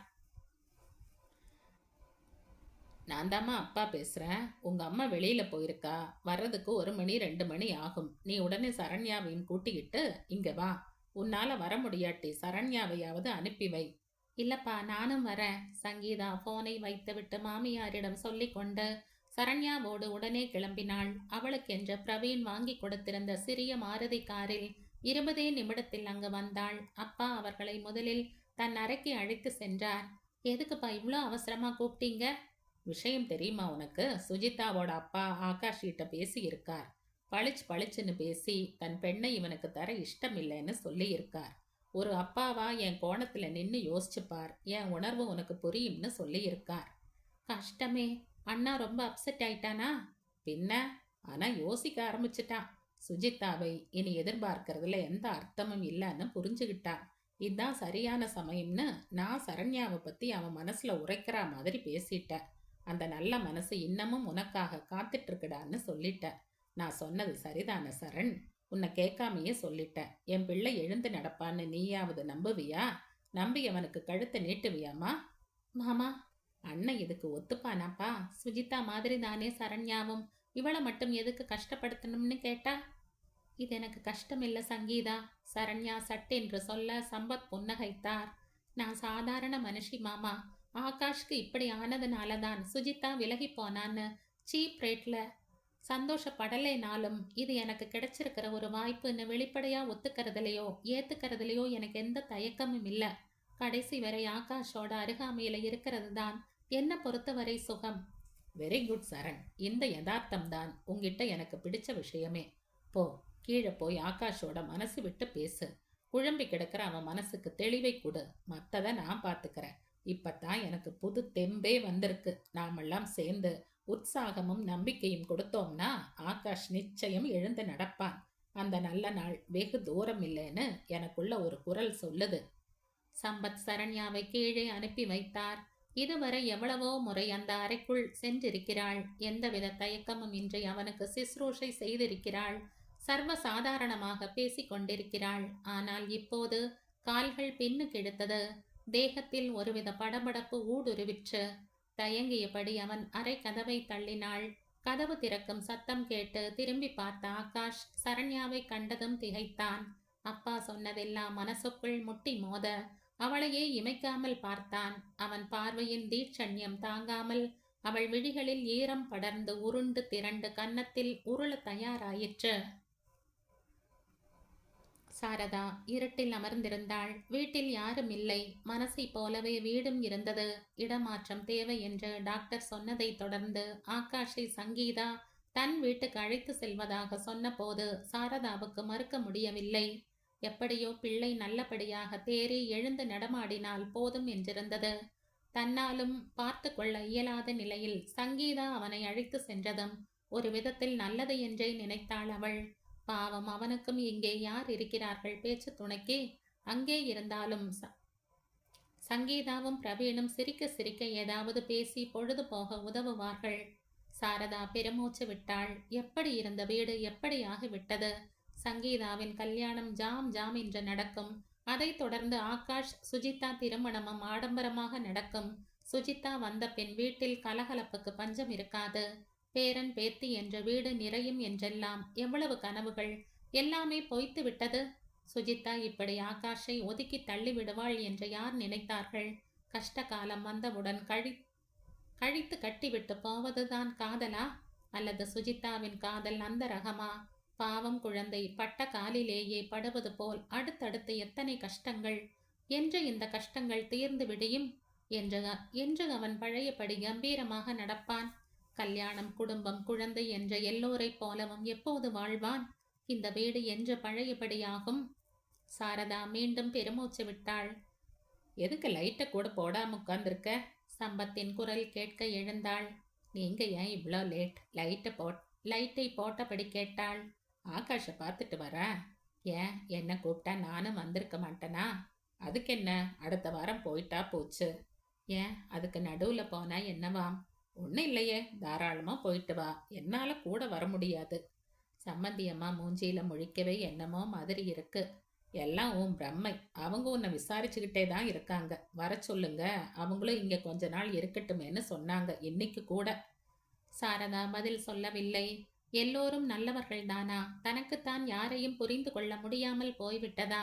இருந்தாலும் எல்லோரும் குறை சொல்லும் அளவுக்கு தான் அப்படி ஒன்றும் கெட்டவள் அல்லவே. பின் ஏன் தன்னை யாருக்கும் பிடிக்கவில்லை? பணம் அந்தஸ்து என்றிருப்பது அவ்வளவு பெரிய குற்றமா? ஊர் உலகத்தில் எத்தனை பேர் இப்படி இல்லை? சின்ன வயதில் அவள் பட்ட கஷ்டம் அவளுக்குத்தானே தெரியும். பணம்தான் பெரிதென்று தோன்ற ஆரம்பித்ததும் அந்த கஷ்டங்களால் தானே. தான் பட்ட கஷ்டம் தன் குழந்தைகளுக்கு எந்த காலத்திலுமே வராமல் இருக்க வேண்டும் என்று நினைப்பது தவறா? இது ஏன் யாருக்கும் புரிய மாட்டேன் என்கிறது? சாரதா சம்பந்தி வீட்டுக்கு போகலாமா வேண்டாமா என்று யோசித்த அதே நேரம் சம்பத்திற்கு வேறுவித கவலை. ஒருவேளை இவள் அங்கே போனால் சரண்யாவை அங்கு பார்த்துவிட்டு ஏதாவது கலாட்டா பண்ணுவாளா? அங்கிருந்தும் விரட்டுவாளோ? கூடியவரை இப்போதைக்கு அவள் அங்கு செல்லாமல் இருப்பதே உத்தமம் என்று நினைத்தார் அவர். போகாதே என்று சொல்லவும் முடியாது. அவள் தானாக புறப்பட்டு போகிறாள் என்று தெரிந்தால் முன்கூட்டி சங்கீதாவுக்கு தகவல் சொல்லி சரண்யாவை அவள் கண்ணில் படாதவாறு இருக்க சொல்லலாம். இப்படி நினைத்தவர் போனை எடுத்து பெண்ணின் வீட்டுக்கு பண்ணினார். நான் தாமா பேசுறேன். என்னப்பா அதுக்குள்ள பிள்ளை ஞாபகமா? அதில்ல, ஒருவேளை உங்க அம்மா அங்க வந்தா சரண்யாவை அவ கண்ணில் படாம பார்த்துக்கோன்னு சொல்லத்தான். அம்மா வரட்டும், நான் பார்த்துக்கிறேன்ப்பா. பிரச்சனை எதுவும் வேணாம் சங்கீதா. பயப்படாதீங்கப்பா, அம்மா மனசு நோகாம நான் பேசிக்கிறேன், சரியா? சங்கீதா போனை வைத்தாள். யாரு? ஆகாஷ் கேட்டான். அப்பாதான். அம்மாக்கு உன்னை பார்க்கணும் போல இருக்காம், வந்தாலும் வருவான்னார். எதுக்கு? இங்கே இருந்தும் சரண்யாவை விரட்டவா? வர வேணாம்னு சொல்லு. ஆகாஷ் சட்டென்று சொல்ல சங்கீதா புன்முறுவலோடு அவனை பார்த்தாள். இந்த அளவுக்கு அவன் சரண்யாவிடம் கரிசனம் கொண்டிருந்ததை கண்டு சந்தோஷமாக இருந்தது. தன் பேச்சு நினைத்து ஆகாஷே வியந்துதான் போனான். சுஜிதா இனி வர மாட்டாள் என்பது புரிந்த பிறகு, சரண்யாவின் அன்பு பற்றி அப்பா அவனிடம் பேசிய பிறகு, அதுவரை சாதாரணமாக தெரிந்த சரண்யா ஆழ்ந்து கவனிக்கத்தக்கவளாக மாறிவிட்டாள். அவள் அறியாதவாறு அவளை கவனிப்பதில் ஒரு சுவாரஸ்யம் இருந்தது. அந்த எளிமையும் அமைதியும் இயல்பான அழகும் ஏதோ விதத்தில் அவனை ஈர்த்தது நிஜம். அப்பா சொன்னதன் பிறகு அவளிடம் சகஜமாக பேச முடியவில்லை. ஒருவித லஜ்ஜை மேலிட்டது. அவளும் மெல்லிய கூச்சத்தோடு தான் அவனோடு பேசினாள். அவனது தேவைகள் முழுக்க அவள்தான் கவனித்து கொண்டாள். அவளது உதவியோடுதான் பிசியோதெரப்பிகளை செய்தான் அவன். நான் எழுந்து நடப்பனா சரண்? தினமும் அவளிடம் அவன் கேட்கும் கேள்வி இது. கண்டிப்பா, இது அவள் சொல்லும் பதில். எனக்கு ஏன் இப்படியாச்சு சரண்? ஏன் எல்லாமே தப்பாயிடுச்சு? நல்லதோ கெட்டதோ நமக்கு வருவதை தடுக்க முடியாதுன்னு எங்க அப்பா அடிக்கடி சொல்வார். சுஜிதாவை பத்தி நீ என்ன நினைக்கிற? தைரியமாக ஒரு முறை அவளிடம் கேட்டு விட்டான். என்ன நினைக்கிறேன்னா? இல்ல, திடீர்னு அவ இப்படி விலகி போயிட்டாளே, அதை பத்தி. அவ பிறந்த சூழல், வளர்ந்த சூழல், இதையெல்லாம் வச்சு பார்த்தா அவ முடிவுல எனக்கு எந்த ஆச்சரியமும் ஏற்படல. ஏன் உங்களுக்கு கஷ்டமா இருக்கா? அவளை மறக்க முடியல இல்ல? இல்ல, வருத்தமா இருக்கு. தப்பான ஆள்கிட்ட என் காதலை வீணடிச்சிட்டேன்னு இருக்கு. நான் சின்சியரா தான் இருந்த சரண். ஆனா அதே சின்சியாரிட்டி அந்த பக்கம் இல்லாததுக்கு நான் என்ன செய்ய முடியும்? அப்பா ஆரம்பத்திலிருந்தே சொன்னார். நான் தான் புரிஞ்சுக்கல. ஒரு விதத்துல இந்த ஆக்சிடென்ட் ஆனது கூட நல்லதுக்குத்தான்னு தோன்றது. கஷ்டம்னு வந்தா தானே யார் கூட இருக்காங்க, யார் ஜூட்டு விடுறாங்கன்னு தெரிஞ்சுக்க முடியுது. இருந்தாலும் யோசிச்சு பார்க்கும்போது சுஜிதா மேல கோபம் வரல. நான் இருக்கிற நிலையில எந்த பெண் தான் என்னை கட்டிக்க விரும்பவா? அல்லது என் சுயநலத்துக்காக ஒரு பெண்ணோட வாழ்க்கையை வீணடிக்க எனக்குத்தான் என்ன உரிமை இருக்கு? அவன் நிறுத்த சரண்யா திகைப்போடு அவனை பார்த்தாள். சற்று நேரம் மௌனமாய் நகர ஆகாஷே அந்த மௌனத்தை கலைத்தான். என்ன சரண் மௌனமாயிட்ட? வெளிப்படையா உங்ககிட்ட ஒரு விஷயம் கேட்கலாமா ஆகாஷ்? தாராளமா. இப்பவும் ஒரு பெண் தானா விரும்பி உங்களை கல்யாணம் பண்ணிக்க நினைச்சா அவளுக்கு என்ன பதில் சொல்வீங்க? ஆகாஷ் அவளை உற்று பார்த்தான். அவள் கேள்வியின் ஆழத்தில் இருந்த அர்த்தம் அவனுக்கு நன்றாகவே புரிந்தது. அவன் சில வினாடிகள் கண்மூடி யோசனையில் ஆழ்ந்தான். யாராயிருந்தால் என்ன, நியாயங்கள் ஏன் மாற வேண்டும்? அவன் கண் திறந்து அவளை பார்த்தான். இல்ல சரண்யா, யாராயிருந்தாலும் என் பதில் நோதான். எந்த பொண்ணும் என்னால கஷ்டப்பட வேண்டாம். நீங்க நிச்சயம் நடப்பீங்க ஆகாஷ். நடந்தப்புறம் அதை பத்தி யோசிக்கிறேன்னு சொன்னதுக்கே நன்றி. நீ எதுக்கு நன்றி சொல்ற? சரண்யா பதில் சொல்லாது புன்னகைத்தபடி அவன் பக்கத்தில் கிடந்த ஹிந்து பேப்பரை எடுத்தாள். இரண்டாம் பக்கத்தில் தொலைக்காட்சி நிகழ்ச்சிகளில் விழிகளை மேய விட்டாள். நேஷனல் ஜியாகிரபிக் நிகழ்ச்சிகளை படித்தவள் விழிகள் சட்டென்று பிரகாசித்தன. கழுத்தை திருப்பி மணி பார்த்தாள். 8 மணிக்கு ஒரு நல்ல டாக்குமெண்ட்ரி இருக்கு ஆகாஷ். நீங்க நிச்சயம் பார்க்கணும். இன்னும் 15 நிமிஷம் இருக்கு 8 ஆக. நல்ல காலம். எதேச்சியா ப்ரோகிராம்ஸ் பார்த்தனோ தெரிஞ்சதோ. என்ன டாக்குமெண்ட்ரி? நீங்களே பாருங்க புரியும். 4, 5 மாசத்துக்கு முந்தி நான் பார்த்தேன். பார்த்துட்டு அப்படியே உட்கார்ந்துட்டேன். என்ன சொல்றதுன்னு தெரியல. அவள் சொல்ல சொல்ல ஆகாஷின் ஆர்வம் அதிகரித்தது. 8 ஆக இன்னும் 10 நிமிடம் இருந்தது. சரண்யா ரிமோட்டை எடுத்து டிவியை ஆன் பண்ணினாள். ஆகாஷின் தலைக்கடியில் இன்னும் 2 தலையணைகளை வைத்து அவன் சற்றே தலை உயர்த்தி பார்க்க உதவினாள். டாக்குமெண்ட்ரியின் முதல் 2 நிமிடங்களிலேயே ஆகாஷ் அயர்ந்து போனான். டான் எனும் இளைஞன் கிட்டத்தட்ட உடம்பின் எந்த அங்கமுமே இயங்காதவன். கடுமையான ஸ்பாஸ்டிக். தலை முதல் கால் வரை எல்லா உறுப்பும் கட்டுப்பாடு இழந்து ஆடிக்கொண்டிருந்தது. பேச முடியாது, நடக்க முடியாது, கை கால் அசைக்க முடியாது. அவனிடம் முழுதாக இருப்பது அவனுடைய எண்ணங்களும் நம்பிக்கையும் மட்டும்தான். அந்த எண்ணங்களையும் வெளிப்படுத்த அவனால் இயலவில்லை. அவனை புரிந்து கொள்ள யாரும் இல்லை. அவனுக்குள்ளும் சில கனவுகளும் லட்சியங்களும் இருப்பதை உணர்ந்து கொள்ள எவரும் இல்லை. இவனால் என்ன முடியும்? ஐயோ பாவம் என்ற இரக்க பார்வையை தவிர வேறு ஏதும் அவன் கண்டதில்லை. கிட்டத்தட்ட பூமியில் விழுந்துவிட்ட வேண்டாத உயிர் என்று அனைவரும் கைவிட்ட நிலையிலும் அவன் நம்பிக்கையோடு தன்னை புரிந்து கொள்ளும் ஒரு ஜீவனை தேடுகிறான். அப்படி ஒரு ஜீவன் அவனுக்கு உதவ முன் வருகிறது. அவனுக்கு கம்ப்யூட்டர் கற்றுத்தர முன் வருகிறார் அந்த மனிதர். தலையில் ஒரு பெல்ட் கட்டி நெற்றி பக்கம் இருந்து நீளும் ஒரு குச்சியினால் சிரமப்பட்டு குனிந்து கம்ப்யூட்டரில் அந்த குச்சியினால் எழுத்துக்களை அழுத்தி அழுத்தி தன் எண்ணங்களையும் ஆசைகளையும் அவன் வெளிப்படுத்த அந்த மனிதர் வியந்து போகிறார். ஒரு நல்ல ஓவியனாக வர வேண்டும், ஓவிய பயிற்சியில் பட்டம் பெற வேண்டும். இதுதான் அந்த ஊனமுற்ற இளைஞனின் ஆசை, லட்சியம். முடியுமா உன்னால்? அவர் கேட்க அவன் முடியும் என்று கம்ப்யூட்டர் மூலமே பதில் சொல்ல அவர் அவனுக்கு உதவ தீர்மானிக்கிறார். உனக்கு இது வேண்டாத வேலை. தெரிந்தவர் அறிந்தவர் எல்லோரும் அவரை கேலி செய்கிறார்கள். அவனால் எதுவும் முடியாது. கை கால் இயங்குபவனுக்கே ஓவியம் சிரமமான விஷயம். இந்த நிலையில் எதையுமே அசைக்க இயலாதவனுக்கு எப்படி இது சாத்தியமாகும்? நேரத்தை வீணாக்காதே, விட்டுவிடு என்று அவர்கள் அவருக்கு அறிவுரை சொல்ல அவர் இன்னும் உறுதியாய் அவனுக்கு உதவியே தீருவது என்று முடிவு செய்கிறார். வண்ண குப்பிகள், வரைவதற்கான பேப்பர், போர்டு, பிரஷ் எல்லாம் வாங்கி வருகிறார். அவன் தலையில் விசேஷ பெல்ட் கட்டி அதில் குச்சிக்கு பதிலாக தூரிகையை பொருத்துகிறார். லொட லொடவென்று ஆடிய தலையை தன் 2 தோள்பட்டைகளால் இறுக்கிக் கொண்டு தலையை தாழ்த்தி வண்ணங்களில் தூரிகையை முக்கி ஓவியம் தீட்ட ஆரம்பிக்கிறான் டான். அந்த மனிதர் எடுத்த பிரயத்தனங்கள் வீண் போகவில்லை. 100% ஊனம் கொண்ட டான் தன் தலையில் பிரஷ் பொருத்தி வரைந்த ஓவியங்கள் ஊனமற்று பிரகாசித்தன. அற்புதமான ஓவியங்களை தீட்டுகிறான் அந்த இளைஞன். அது மட்டுமல்ல, கம்ப்யூட்டரில் அவன் உருவாக்கும் வீடுகளின் மாடல்கள் ஒரு உதவியாளனால் மினியேச்சர் மாடல்களாக செய்யப்பட அவனுடைய மாடல்களும் ஓவியங்களும் பல பரிசுகளை பெறுகிறது. ஏளனமாய் பார்த்தவர்கள் அவ்வளவு பேரும் பிரமிப்போடு அவற்றை பார்த்து வியக்கிறார்கள். டாசன் பல்கலைக்கழகத்தில் டான் ஓவிய படிப்பில் பட்டம் பெறுகிறான். பட்டமளிப்பு விழாவுக்கு சக்கர நாற்காலியில் அவன் வரும்போது அவ்வளவு விழிகளும் கண்ணீர் சிந்தி வரவேற்கிறது. மேடையில் அவன் பட்டம் வாங்கிய போது அவன் தாய் ஆனந்த கண்ணீர் வடிக்கிறாள். பார்வையாளர்கள் விழிகளிலும் கண்ணீர். கரகோஷம் விண்ணை பிளக்கிறது. உடலில் எவ்வித இயக்கமும் இல்லாத டான் இப்போது ஓவிய பட்டதாரி, கம்ப்யூட்டர் புலி. அவனை பற்றிய குறிப்புகளோடு டாக்குமெண்ட்ரி நிறைவு பெற ஆகாஷ் விழிகள் பொங்கி வழிய பார்த்து கொண்டிருந்தான். யாரும் யாரோடும் பேசவில்லை. பிரமிப்பில் வாய் அடைத்து போயிருந்தது. கிட்டத்தட்ட அரை மணி நேரம் எவ்வித பேச்சுமின்றி அந்த இளைஞனின் சாதனைகளையே அசை போட்டபடி கிடந்தான் ஆகாஷ். அவன் யோசிக்கட்டும் என்று நினைத்தபடி டிவியை அணைத்துவிட்டு எழுந்தாள் சரண்யா. இத்தனை கடுமையான ஊனத்திலும் இந்த இளைஞனால் இவ்வளவு சாதனை செய்ய இயலும்போது என்னால் முடியாதா? தன்னைத்தானே கேட்டுக்கொண்டான். முடியும் என்று பதிலும் சொல்லிக் கொண்டான். நிச்சயம் முடியும். எனக்கு பேச வரும், எழுத வரும், பாட வரும்.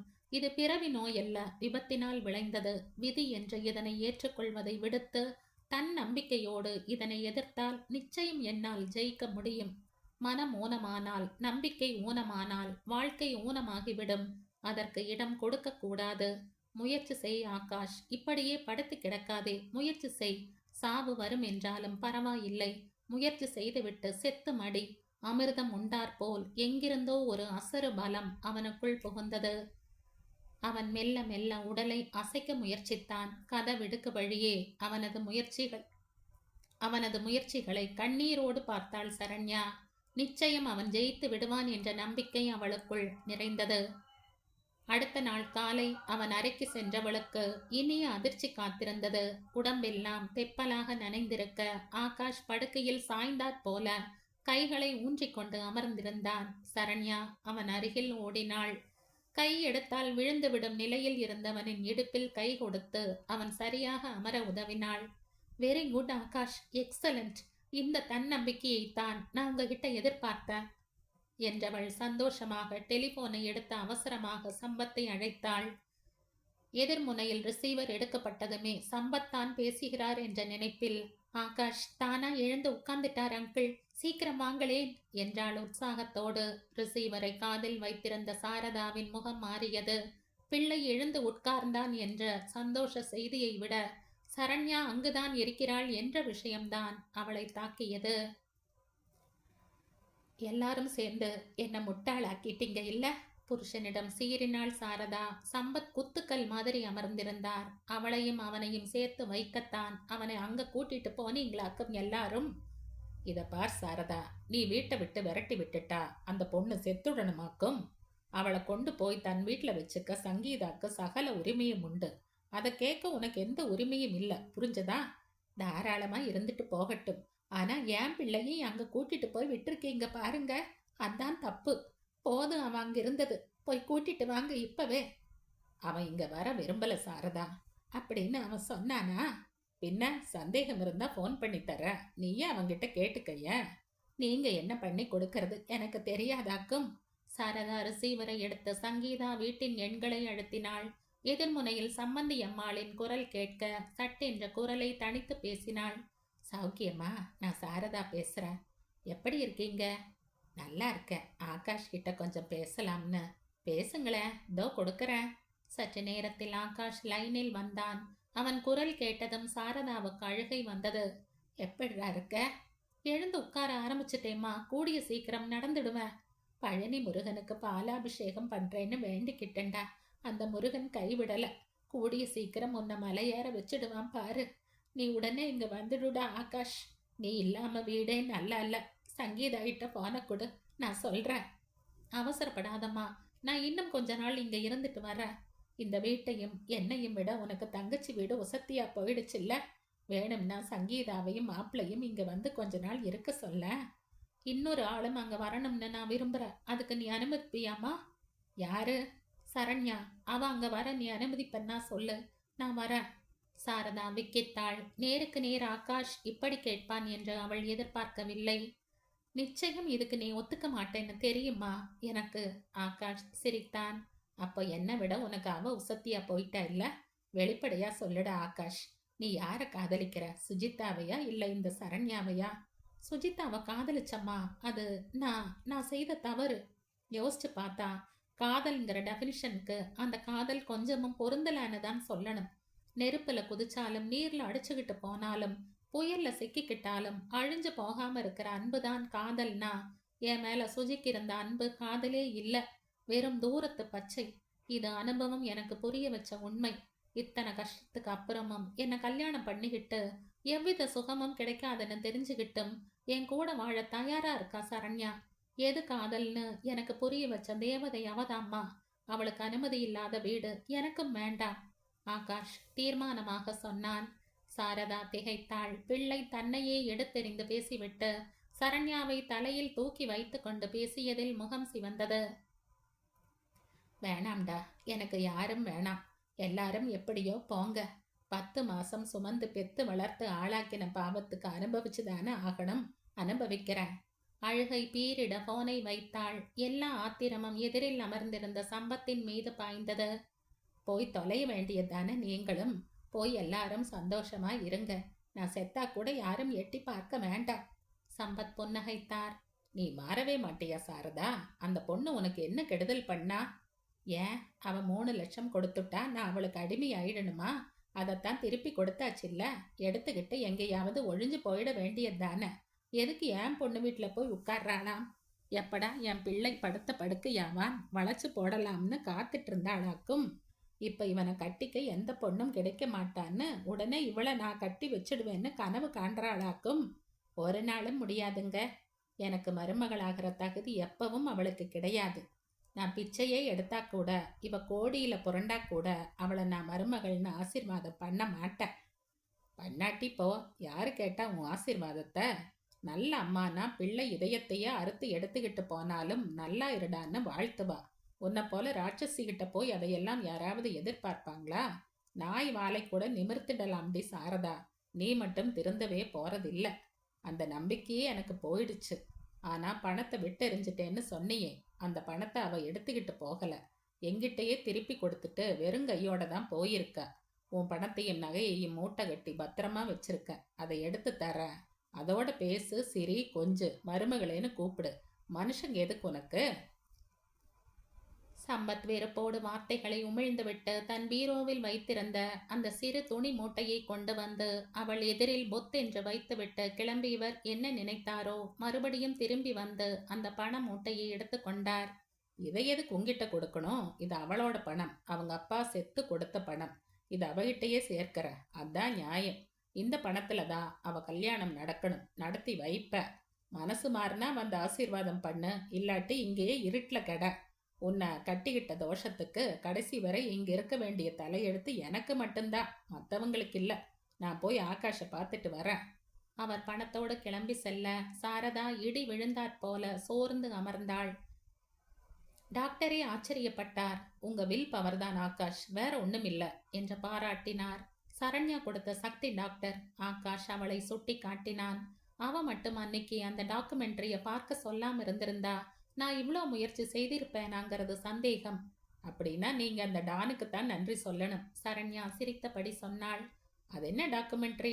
டாக்டர் அவனை பரிசோதித்தபடி கேட்க ஆகாஷ் அந்த இளைஞனை பற்றி சொன்னான். கிரேட், டாக்டர் வியப்போடு சொன்னார். நாளைக்கு பிசியோதெரபிஸ்ட் வருவார் ஆகாஷ். உங்களை நிற்க வைக்கிறது அடுத்த ஸ்டெப். நீங்க கோஆப்ரேட் பண்ணணும். நிச்சயமா. அவர்கள் பேசிக் கொண்டிருக்கும் போது சம்பத் வந்தார். பிள்ளையின் உடல்நிலையில் ஏற்பட்டிருந்த முன்னேற்றம் அவர் முகத்தில் மலர்ச்சியை ஏற்படுத்தியது. டாக்டர் போனதும் அவர்கள் அனைவரும் ஆகாஷின் அருகில் அமர்ந்தார்கள். ஆகாஷ் அம்மா தன்னிடம் பேசியதை சொல்லி வருத்தப்பட சம்பத் அதற்கு பிறகு தனக்கும் அவளுக்கும் இடையில் நடந்த சம்பாஷணையை கூறினார். கடவுளே, மறுபடியும் அந்த பணத்தை கொண்டு வந்துட்டீங்களா? சரண்யா சலைத்து கொண்டாள். உன் கூட பிறந்த அக்காவே இந்த பணத்துல பங்கு வேண்டாம், அது உன் பேர்லயே இருக்கட்டும்னு பெருந்தன்மையா விட்டு கொடுத்திருக்கும் போது இதை நான் மட்டும் எப்படி வச்சுக்க முடியும் சரண்? சரண்யா பதில் சொல்லவில்லை. பணம் வந்தபோது ஆளுக்கு பாதியாக பிரித்து கொள்வோம், அதுதான் நியாயம் என்று இவள் கூறியதும் சரவணன் மறுத்து விட்டான். உங்க அப்பா உயிரோடு இருந்து உங்க அக்காவை எனக்கு கட்டி கொடுத்ததே பாகியம் சரண். உங்க அக்காக்கு நான் இருக்கேன். என்ன கஷ்டம் வந்தாலும் அவளை நல்லபடியா பாத்துக்குவேன். இந்த பணம் அப்படியே உன் பேர்லயே இருக்கட்டும். உன் கல்யாணத்துக்கு ஆகும். இதுல பங்கு வாங்குறது மகா பாவம். தீர்மானமாக சொல்லிவிட்டான் சரவணன். சத்யா கொடுத்து வைத்தவள்தான். இப்படி ஒரு புருஷன் கிடைப்பது பூர்வ ஜென்ம புண்ணியம். என்ன யோசிக்கிற சரண்? மாமா அவள் தோளில் மெல்ல தட்டினார். ஒன்னில்ல மாமா. இப்ப நான் என்ன செய்யணும்? அப்படி கேளு சொல்ற. நீ ஏதோ ஸ்கூல் ஆரம்பிக்கணும்னு சொன்னல்ல, இந்த பணத்தை வச்சு அதை ஆரம்பி. கரெக்ட். ஆகாஷும் சங்கீதாவும் அதை ஆமோதித்தார்கள். பிரவீன் தைரியம் கொடுத்தான். வேளச்சேரியில எனக்கு ஒரு வீடும் கொஞ்சம் நிலமும் இருக்கு சரண்யா. அந்த வீட்டை உன் ஸ்கூலா மாத்திக்க. உன் புண்ணியத்துல எனக்கும் கொஞ்சம் பங்கு கிடைக்கட்டுமே, பிரவீன் சொன்னான். முதல்ல 5 கிளாஸ் வரை நடத்த அனுமதி வாங்கிடுவோம். 7 குழந்தைகளுக்கு மட்டும்தான் இந்த ஸ்கூல். கல்வி இலவசம். ஆனா அதுக்காக டீச்சர்களுக்கு சம்பளம் கொடுக்க மாட்டோம்னு இல்ல, நல்ல சம்பளம் கொடுப்பேன். சம்பளம் இல்லாம நான் வந்து அங்க வேலை செய்ய விரும்பினா? சங்கீதா சிரித்தபடி கேட்டாள். அப்படி யாராவது விருப்பப்பட்டு வந்தா வேணாம்னா சொல்வாங்க. உன் ஸ்கூல்ல எனக்கும் ஒரு வேலை தருவியா சரண்? ஆகாஷ் கேட்க சரண்யா முகம் மலர்ந்தாள். ஆக இது நம்ம ஸ்கூல். நம்ம ஸ்கூல்ல படிக்கிற 7 குழந்தைகளும் ஆங்கிலம் பேசணும், நல்ல தமிழ் பேசணும். நல்லது செய். அத இன்றே செய்யணும். ஒரு வாக்கு இருக்கு. சீக்கிரம் வேலைகளை ஆரம்பிச்சிடுவோம். பிரவீன் நிஜமான உற்சாகத்தோடு சொன்னான். ஆரம்ப கட்ட வேலைகளை தான் பார்த்து கொள்வதாக கூறினான். ஏன்பா, வீட்டுக்கு போனா டோஸ் விழுமா? உன் பொண்டாட்டி சமைச்சு வச்சிருப்பாளா? சங்கீதா கிண்டலாக கேட்டாள். இல்லாட்டி நான் சமைச்சு அவளுக்கு போட்டுட்டு போறேன். அம்மா எப்பப்பா மனசு மாறுவா? மாறுவா, நிச்சயம் மாறுவா. எனக்கு சரண்யா மேல நம்பிக்கை இருக்கு. ஆகாஷ் விஷயத்திலேயே தன் பொறுமையாலையும் உறுதியான காதலினாலையும் ஜெயிச்சிருக்கிறவ உங்க அம்மா விஷயத்துல ஜெயிக்காமையா போயிடுவா? நிச்சயம் அவ அன்பை இவ வெளியில கொண்டு வந்துடுவா பார். இது என்ன சினிமாவா சங்கீதா? கடைசி சீன்ல எல்லாரும் மனம் திருந்தி கை பிடிச்சுக்கிட்டு நிகழ்ந்து உருகிறதுக்கு. இது ரியல் லைஃப்மா. மாற்றங்கள் மெதுவாத்தான் ஏற்படும். ஆனா நிச்சயம் ஏற்படும். என்ன சரண், ஜெயிப்பில்ல? கண்டிப்பா மாமா. மாமியை விட்டுற முடியுமா என்ன? அப்ப நான் கிளம்புறேன். சம்பத்தி எழுந்தார். அடுத்த நாள் பிசியோதெரபிஸ்ட் வந்தார். ஒரு பக்கம் சரண்யாவும் மறுபக்கம் சுவருமாக சேர்ந்து ஆகாஷை மெல்ல தூக்கி நிற்க வைத்தன. நிற்க முடியாமல் அவன் தேகம் தடதடவென்று ஆடியது. பயத்தில் சரண்யாவை பிடித்திருந்த பிடி இறுகியது. அப்படித்தான் இருக்கும் மிஸ்டர் ஆகாஷ். உங்க தன்னம்பிக்கையும் முடியுங்கிற மந்திரமும் தான் இதுக்கு மருந்து. உங்க நரம்புகள் செயல்பட முயற்சி செய்யுங்க. பிசியோதெரபிஸ்ட் உற்சாகப்படுத்த ஆகாஷ் கடுமையாய் முயற்சித்தான். வியர்த்து கொட்டியது. அரை மணி நேர பிரயத்தனத்தில் 1/2 இன்ச் காலை நகர்த்தினான். Good, very good. இதுவே முன்னேற்றம் தான். நான் வேணா எழுதி தரேன். சரியா 6வது மாசம் நீங்க ஓடுவீங்க பாருங்க. கொஞ்சம் கொஞ்சம் நடக்க ஆரம்பிச்சதும் ஒரு வாக்கிங் ஸ்டிக் வச்சுக்கங்க. போக போக அது தேவை இருக்காது. பிசியோதெரபிஸ்ட் பலவிதமான உடற்பயிற்சிகளை அவனுக்கு சொல்லிக் கொடுத்து தானே சிலவற்றை அவனுக்கு செய்ய வைத்தார். எப்படி செய்ய வைக்க வேண்டும் என்று சரண்யாவுக்கும் சொல்லிக் கொடுத்து விட்டு போனார். 15வது நாள் யாரையாவது பிடித்து கொண்டு 2 அடி நடந்தான். அவனுக்கே சந்தோஷம் தாங்கவில்லை. உடற்பயிற்சிகளை சின்சியராக செய்தான். சீக்கிரமே கல்யாணத்துக்கு நாள் பார்த்துடலாமா? பிரவீன் உற்சாகமாக கேட்டான். நோ, நல்லா நடக்கணும். டாக்டர் கிட்ட ஒரு சர்டிபிகேட் கேட்கலாம்னு இருக்க. அவர் ஓகேன்னு சொன்னாதான் கல்யாணம். அவன் சொல்ல சரண்யாவின் முகம் மாறியது. அன்று மதியம் அவனுக்கு சாப்பாடு கொடுக்கும்போது மௌனமாயிருந்தவளை வியப்போடு பார்த்தான் ஆகாஷ். மௌன விரதமா? ச்ச, கோவமா? நான் நடக்க ஆரம்பிச்சிட்டேன்னு கோவமா? அவன் கிண்டலாக கேட்க பக்கென்று சிரித்தாள். இப்ப சொல்லு, எதுக்கு இந்த மௌனம்? பின்ன டாக்டர் ஓகே சொன்னாதான் கல்யாணம்னு சொன்னா? உன் நல்லதுக்காகத்தான் அப்படி சொன்ன. ஏன் நல்லது எதுன்னு எனக்கு தெரியும். அப்படியா? எது சொல்லேன்னு கேட்போம். பேசாதீங்க ஆகாஷ். வேணும்னே என்னை வம்புக்கு இழுக்கிறீங்க. அப்படியா தோணுது உனக்கு? பின்ன? சரண்யா ஜன்னல் அருகில் சென்று நின்றாள். இங்க வாயேன் சரண். மாட்டேன். உனக்கு ஒன்று தரேன், வந்து வாங்கிக்க. எதுவும் வேணாம். அப்போ அவ்வளோதானா என் மேலே ஆசை உனக்கு? போகட்டும், உனக்கு ஆசை இல்லாட்டா என்ன? எனக்கு இப்பதான் பொத்துக்கிட்டு வருது. நானா அங்க வரேன் பார். ஆகாஷ் படுக்கையில் இருந்து மெல்ல எழுந்தான். வாக்கிங் ஸ்டிக்கை பிடித்தபடி பல்லை கடித்து கொண்டு மிக மிக மெதுவாக நடந்தான். ஓரிடத்தில் தடுமாறி விழப்போக சரண்யா சட்டென்று தாங்கி பிடிக்க அவள் தோளில் சாய்ந்தவன் தன் இதழ்களுக்கு வெகு அருகாமையில் இருந்த அவள் கன்னத்தில் முத்தமிட்டான். உடலெங்கும் ஒரு இன்ப அதிர்ச்சி பரவ சரண்யா கண்களை மூடிக்கொண்டாள். பரவசத்தில் விழிகளில் இருந்து நீர் உருண்டு வழிந்தது. இந்த அன்புக்குத்தானே அவள் ஏங்கினாள், தவம் இருந்தாள், காத்திருந்தாள். தோ இப்போது அது கையில் கிடைத்திருக்கும் நேரத்தில் இதை பார்த்து சந்தோஷப்பட அப்பா இல்லாமல் போய்விட்டாரே. சந்தோஷமும் சங்கடமும் சமமாய் மனசில் பொங்க உதட்டை கடித்து கொண்டாள். ஆகாஷ் வியந்தான். வருஷக்கணக்காக காதலிக்கும் சுஜிதாவிடம் அவன் மறந்தும் கூட எல்லை மீறியதில்லை. ஒருவேளை பிரிந்து விடுவார்கள் என்று தெரிந்ததால் தான் தெய்வம் அவன் மனசில் விபரீத சலனங்களை ஏற்படுத்தவில்லையோ என்று தோன்றியது. அவளிடம் அப்படி இருந்தவன் தோ இந்த பெண்ணிடம் எப்படி நிகழ்ந்து விட்டேன் என்று நினைத்தவனுக்கு சிரிப்பு வந்தது. இதுதான் காதலாக இருக்க வேண்டும். இவள் என்னுடையவள் என்ற உரிமையில் கொடுத்ததுதான் இந்த முத்தம். இப்படியே நின்னுட்டா எப்படி? இன்னொன்னு வேணும்னு அர்த்தமா?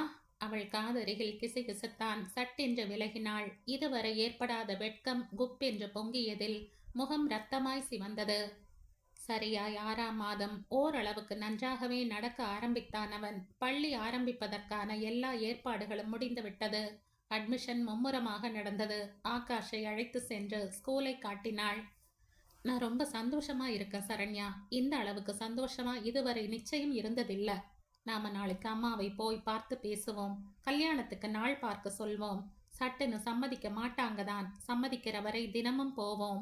எறும்பு ஊற ஊற அம்மையே தேயும் போது அம்மா கரைய மாட்டாளா என்ன? அதானே, கரையாம யார் விட்டா?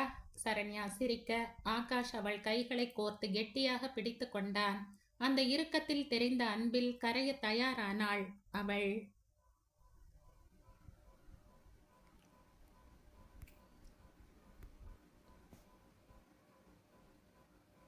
இதோட இந்த கதை முடியுது. இந்த கதை உங்களுக்கு பிடிச்சிருந்தா லைக் பண்ணுங்க, ஷேர் பண்ணுங்க, சப்ஸ்கிரைப் பண்ணுங்க. மற்றும் ஒரு இன்ட்ரெஸ்டிங்கான கதையோட அடுத்த வீடியோல சந்திப்போம். பை. Thank you.